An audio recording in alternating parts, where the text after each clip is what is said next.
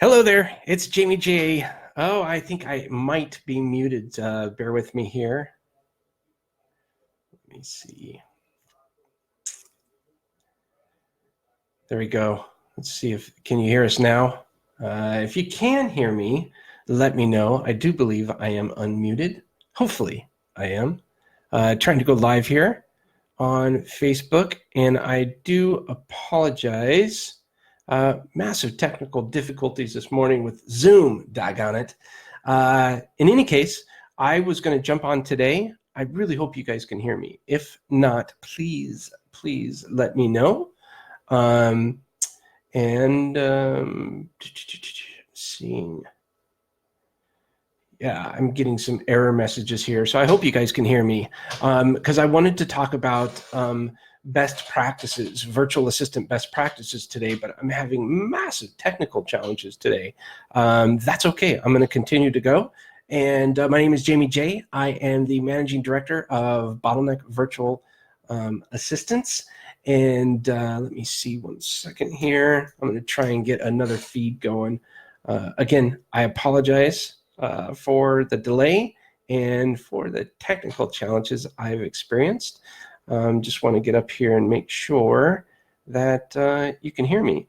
If you can hear me and you're watching this video, please let me know that, give me a thumbs up or something that you can hear me. And I really appreciate that. Trying to get this thing sorted here.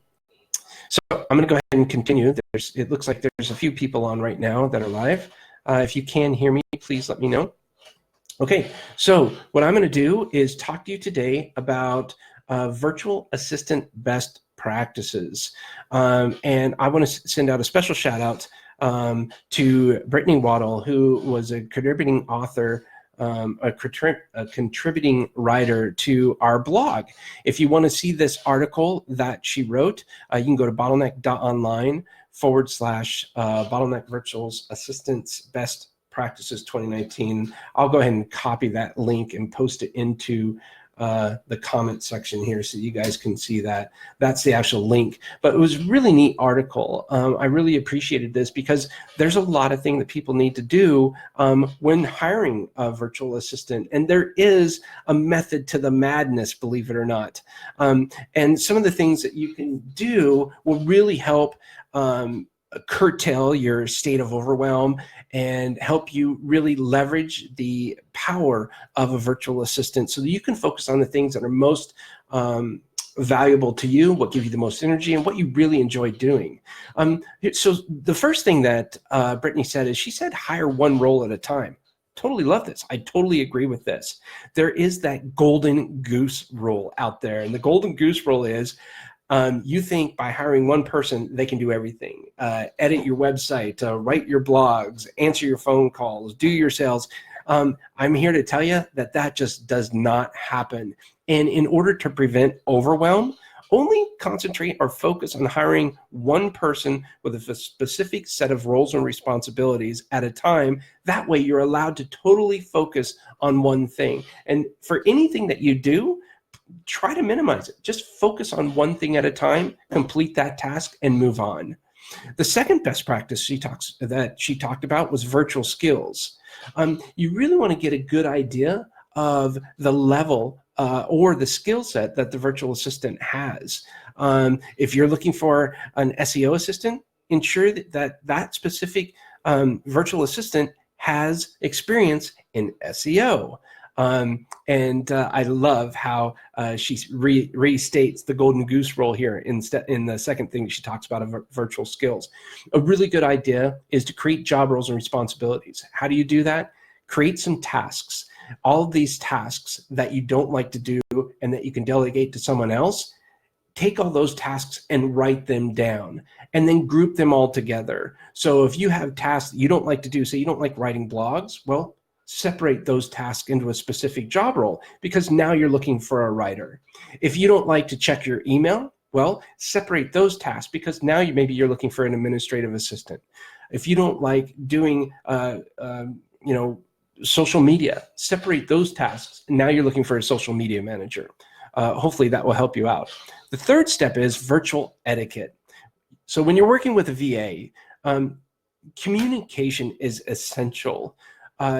There's several things that you want to do with regards to what etiquette is concerned.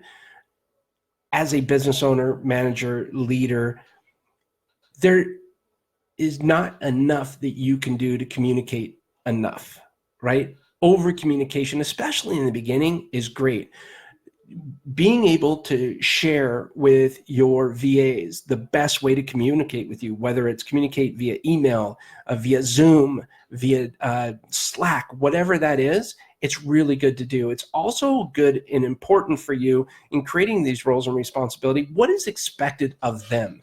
Write it down. Don't assume that they're going to know, because we all know what assume means, right? And if you don't, text me or put a comment in here and I'll reply back to you. Have meetings, a minimum of once a week. You can do daily huddles. This is great. One thing that I would encourage you to do is share what you expect your virtual assistant to do for you. So one of the things might be, message me in the morning when you get in. Message me before you go to lunch and let me know everything you've completed up until then. When you get back from lunch, message me again.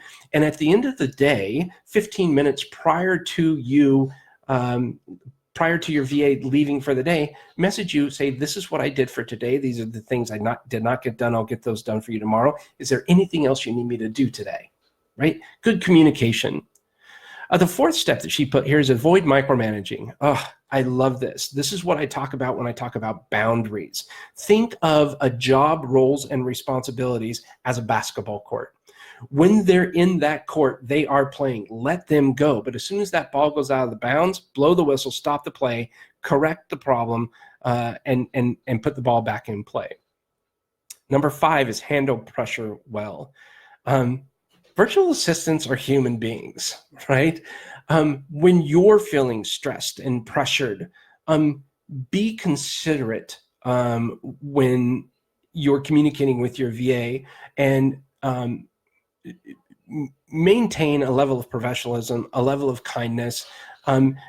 Just because you may have had a bad day, you don't want to convey that onto your VA. You want to maintain as much positivity that you can. And along with this, it's a good idea where you can definitely build a good relationship with them and even become great friends. But one of the things that I would encourage you to do is maybe not confide in them as to what may be happening personally and things like that. That's what masterminds are good for, or peer groups, things like that. Number 6 is treat your VA as a team member. Invite them to all the meetings with your in-person staff. Let them know what your plans are. Don't just drop things on their lap and say, get this done right now. Plan for things, right? Give them time to ramp up and get ready for these things. This is a lot of what will help somebody stay motivated. And so treat them as a team member. And then number 7 is the delegation of duties. Once you settle on your virtual assistant, you compose that list of tasks and projects that you need help dealing with. And additionally, make the VA aware of what they expect of you. Now, this goes back a little bit to the earlier conversation that we had about virtual etiquette and avoid micromanaging, but I think it's really important that you delegate the specific tasks. And what's more is not only when you delegate these specific tasks, but create a workflow that they're to follow in order to complete these tasks. Literally, document. Do something as if it's the last time you're ever going to do it. That's my favorite quote that I learned from Scott Beebe. But document everything so that when you give it to them, they know exactly step by step what they're supposed to do. And then let them know, hey, if you find areas that I've missed, you can improve upon this workflow, please let me know, and let's add it into the workflow. That really gives them a sense of accomplishment and that they're very important. I hope you feel like the best practice of virtual assistant best practices was helpful for you this morning. I will not be here next Thursday or the following Thursday. Next Thursday, I'm traveling, and the following Thursday is the 4th of July. So we have 2 weeks off of the Facebook Live here on Thursday morning. I hope you have a wonderful, wonderful day. My name is Jamie J. I'm with Bottleneck Medical Virtual Assistants, and the link here, go check out the blog to learn more about virtual assistant best practices. Hope you have a fantastic one. We'll talk to you again soon. Bye for now.